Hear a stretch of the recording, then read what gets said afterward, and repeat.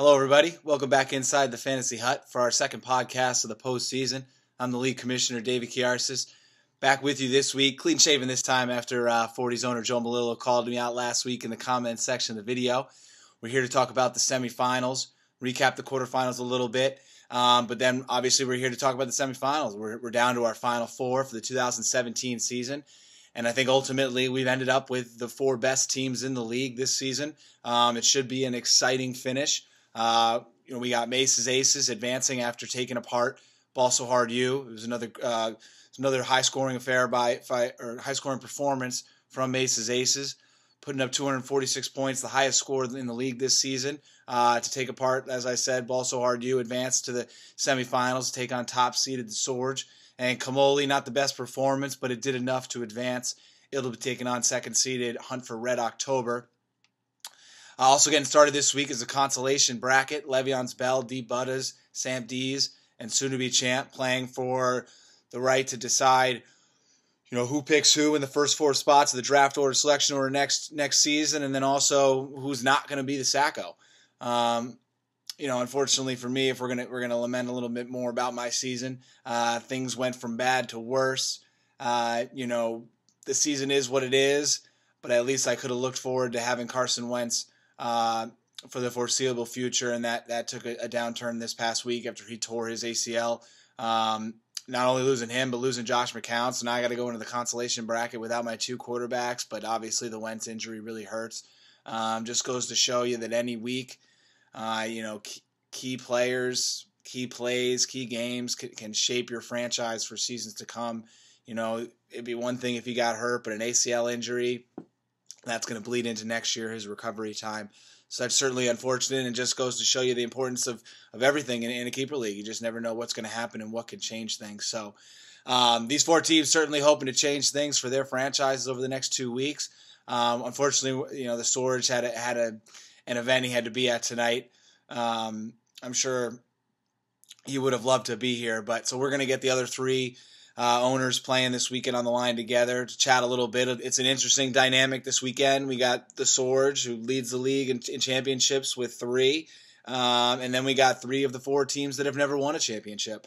Hunt for Red October hasn't been there since 2006, and he's been there twice. He went in 2005 and 2006. Comolli's only been there once. That happened in 2010. Mace's Aces has been there twice, last time being in 2013. So these 3 owners would love nothing more than to get that first championship. So let's get them on the line and get their thoughts for this weekend.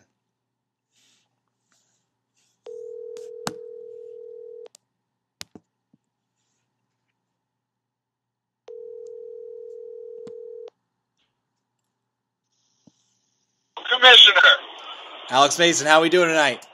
Doing well. Thank you. How about yourself? I'm doing well. I keep referring to you as Mace's Aces, but I feel like I'm soon going to have to be calling you Murphy's Law if you keep on winning here. Haven't lost since the name change. Yeah, well, wait a couple weeks till you start calling me that. Things are working the way they are. I know. I want to make it official, so before I do that. Definitely riding high right now. All right, let me get the other 2 on here. Hold on.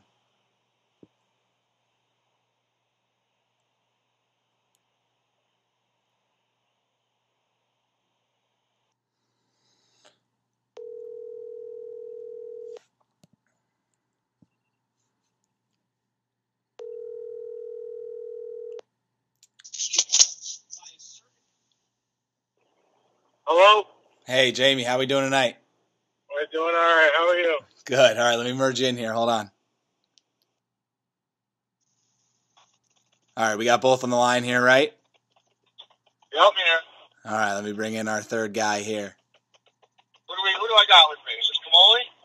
Comolli, yeah. How you doing, sir? Not bad. How are you? I'm good.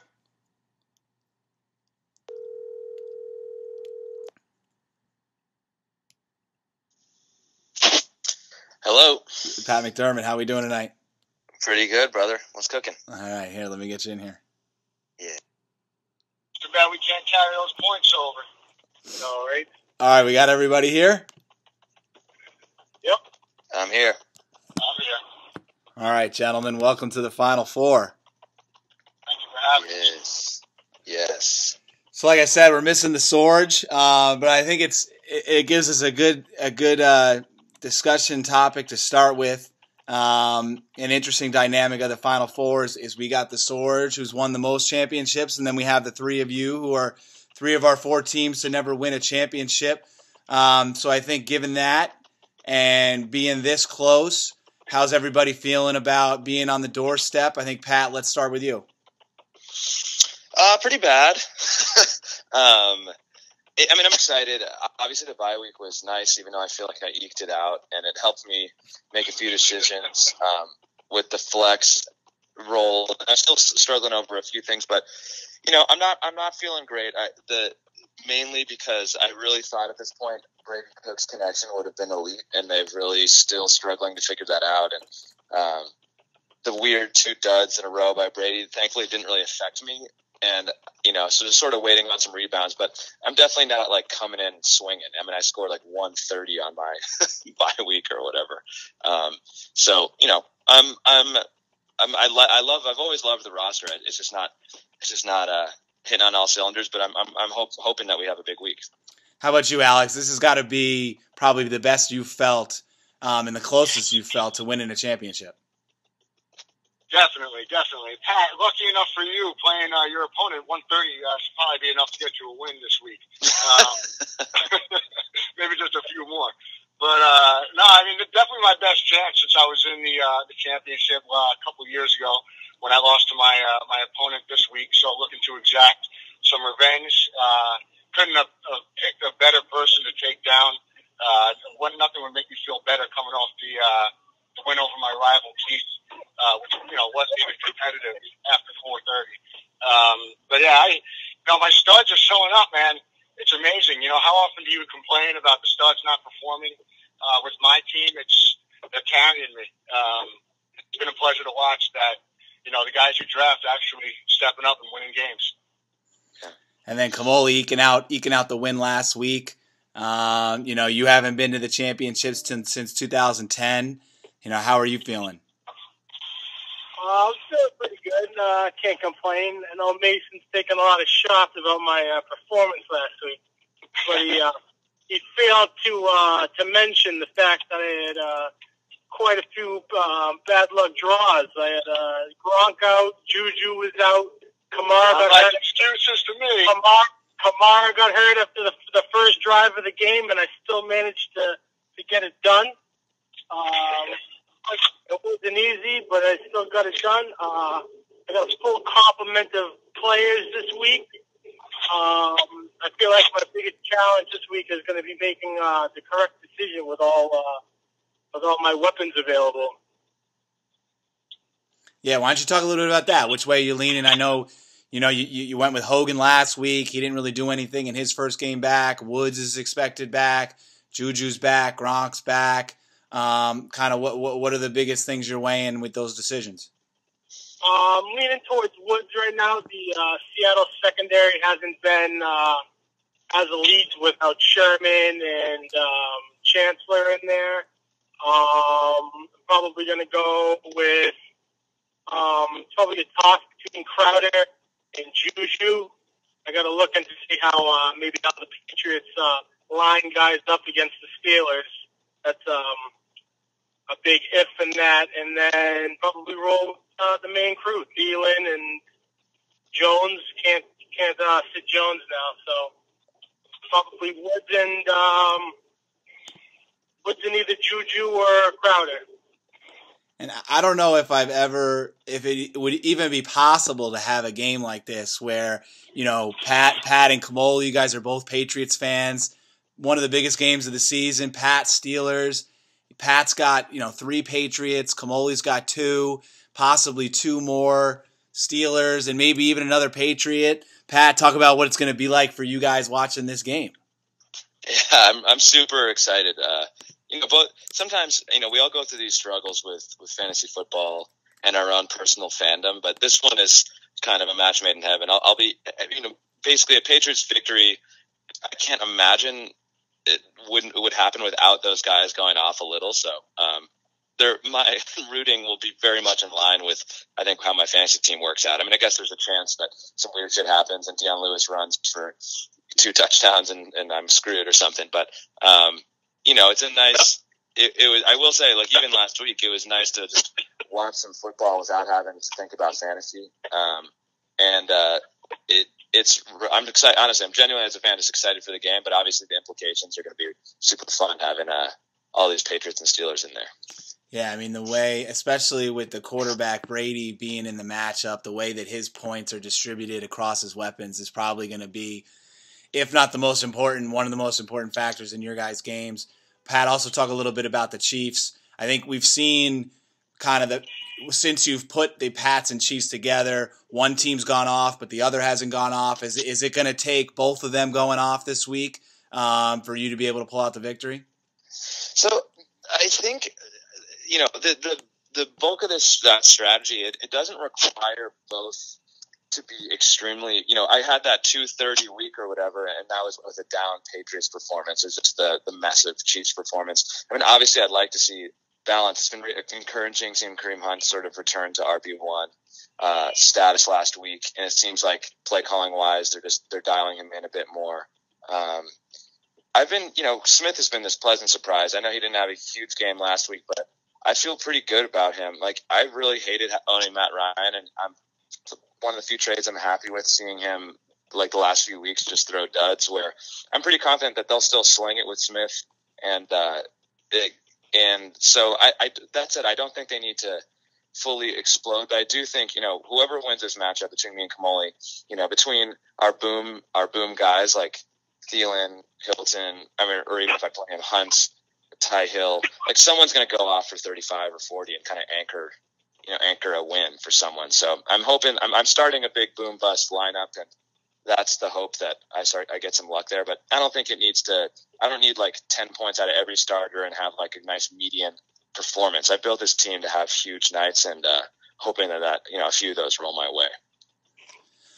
So outside of the things we've talked about, Mason, let's start with you. What's the most important thing, or most important player, or most important aspect or matchup that you're looking at for you to pull out a win this week?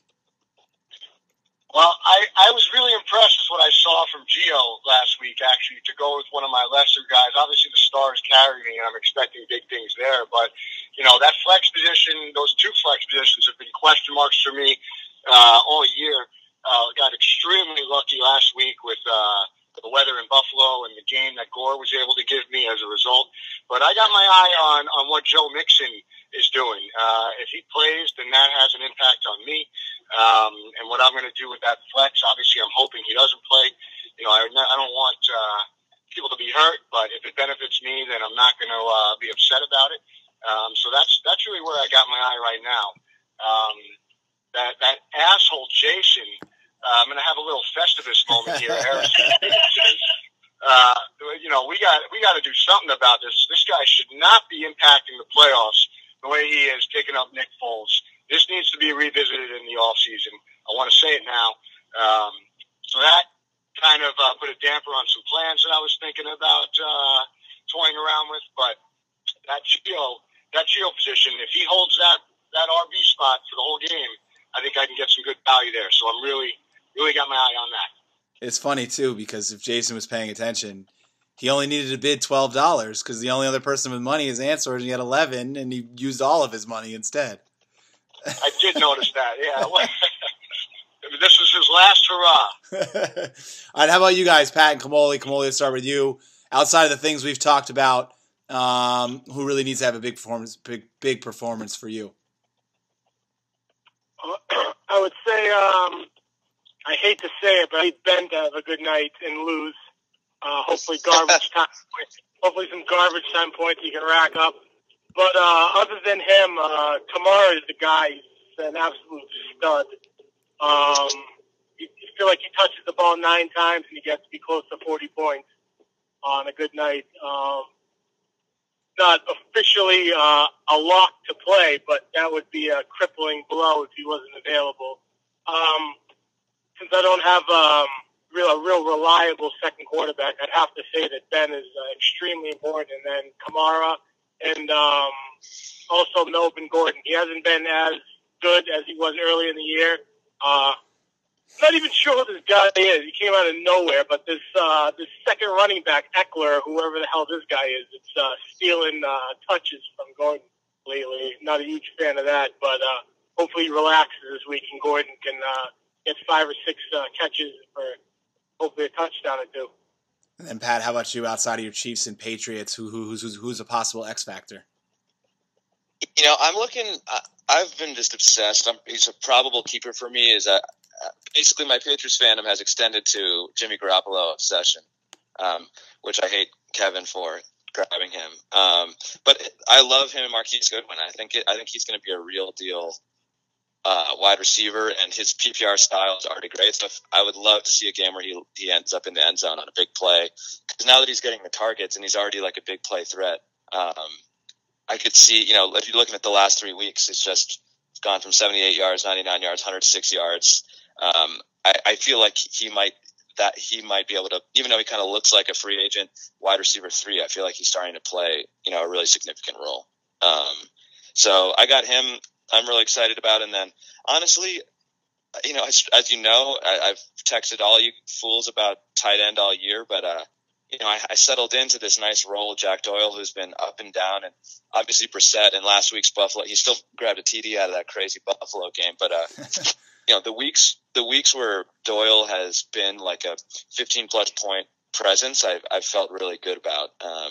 And the targets are there, and you know, Brissett has these up and down games. But if I pull one of these, you know, I'm looking at week 8 where he dropped 33, which won't happen. But you know, if he randomly got 16, 17, 18 points, I'd feel nice out of that role, considering I'm coming up against Gronk. So I kind of want to mitigate a little bit of that tight end spot. So a good game out of Doyle would, I think, go a long way.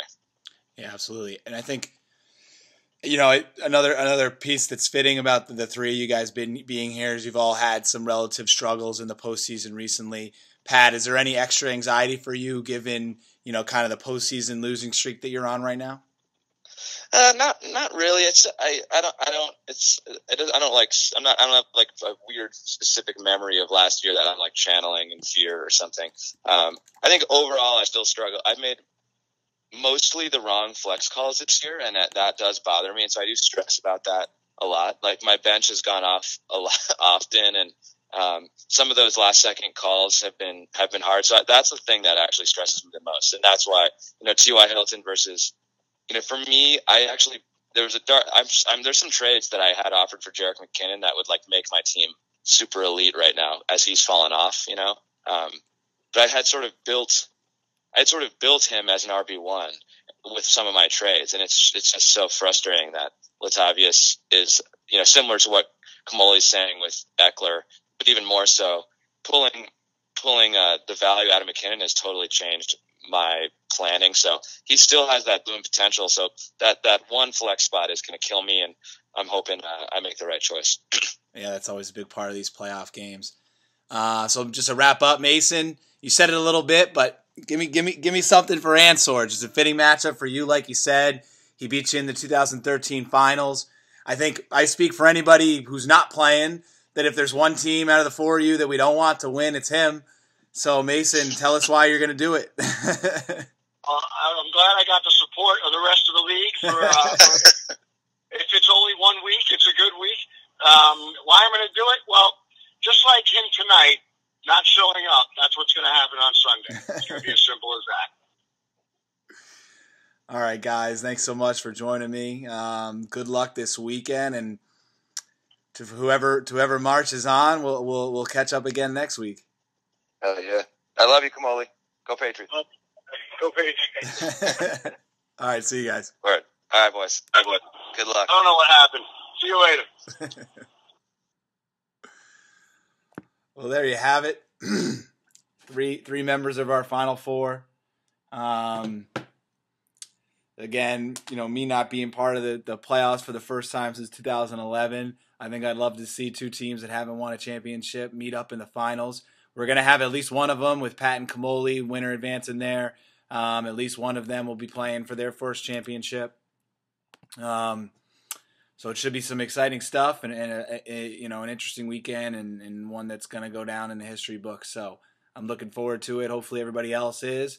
We'll see how that consolation bracket goes without Carson Wentz for D-Butters. But until then, until next time, thanks for joining us inside the Fantasy Hut.